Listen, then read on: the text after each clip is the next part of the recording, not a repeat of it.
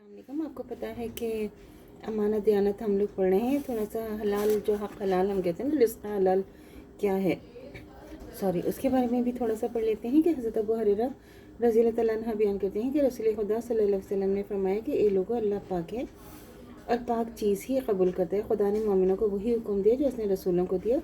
बस अल्लाह ताला ने रसूलों से फरमाया कि ए रसूलो, पाक चीज़ खाओ और नेक अमल करो, बेशक जो कुछ तुम खाते हो इसे जानने वाला हो। अल्लाह ताला ने मोमिनों से फरमाया कि ए ईमान वालो, जो पाक चीज़ें हमने तुम्हें दे रखी हैं इनमें से खाओ।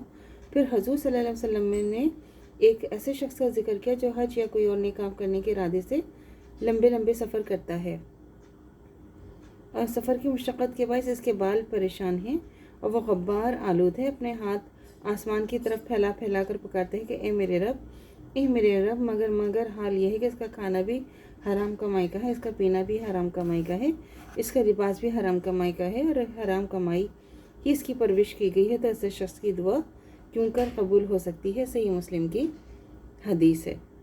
अब इसकी थोड़ा सा तशरीह क्या है कि इस हदीस में हज़रत सल्लल्लाहु अलैहि वसल्लम ने नफीस अंदाज में हराम की कमाई की खराबियों की तरफ इशारा फरमाया है, जिससे खुद ब खुद ही हलाल कमाई की अहमियत वाज़ेह होती है। हज़रत सल्लल्लाहु अलैहि वसल्लम ने इस बयान की रोशनी में नेक अमाल के लिए मुशक्क़त करना मगर साथ ही हराम कमाई इस्तेमाल करना सख्त काबिल एतराज़ अमल है और ऐसे इंसान की दुआ कबूल नहीं होगी, चाहे वो कितने ही हाथ फैला फैला कर खुदा को पुकारता रहे।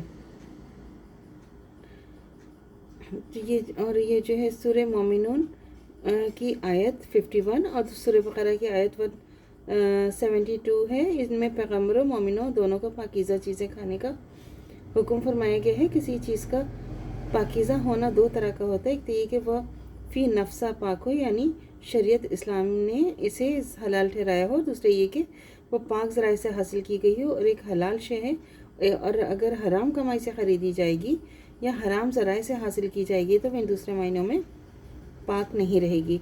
अब अंबिया मोमिनों को जो हुक्म दिया जा रहा है पाक चीज़ें खाओ, इसमें पाकीज़गी की दोनों शक्लों को मलहूज़ रखा गया है, यानी वो अशिया फ़ी नफ्सा भी हलाल हो और हलाल ज़राए ही से हासिल की गई हों।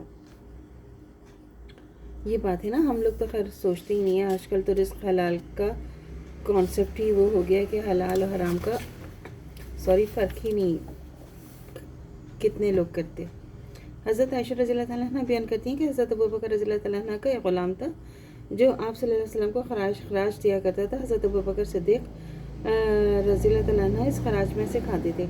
एक दिन वो ग़ुलाम कोई शे लेकर आया, हज़रत अबू बकर रज़ी अल्लाह तआला अन्हा को दी और हज़रत अबू बकर रज़ी अल्लाह तआला ने इसमें से खाया तो ग़ुलाम ने इससे कहा कि आप जानते हैं ये क्या चीज़ है। तो हज़रत अबू बकर रज़ी अल्लाह तआला ने फरमाया कि क्या है। ग़ुलाम ने कहा, मैंने ज़माना जाहिलियत में एक शख्स को आइंदा होने वाली बात बताई, यानी कहा कि अमानत, हालांकि मैंने कहा कि फ़न जानता नहीं था, मैंने तो सिर्फ उसे धोखा दिया था। आज वो शख्स मुझे मिल गया और जो मैंने इसे आइंदा होने वाली बात बताई थी इसके एवज़ उसने मुझे ये चीज़ दी।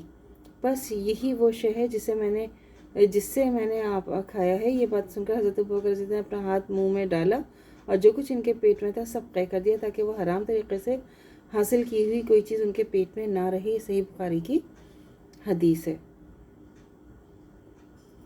ग़ुलाम के मामले में एक दस्तूर ये भी था कि कोई हुनर जानने वाले ग़ुलाम अपने हुनर से कमाता था, फिर इस कमाई में से एक मुय्यन हिस्सा मालिक को दे देता था। इस हदीस में खराज कहा गया। हज़रत अबू बकर ने खाया हुआ इसलिए क़य कर दिया था कि कहानत नाजायज़ है, लिहाजा इसके ज़रिए हासिल किया हुआ रुपया भी कमाई हराम है।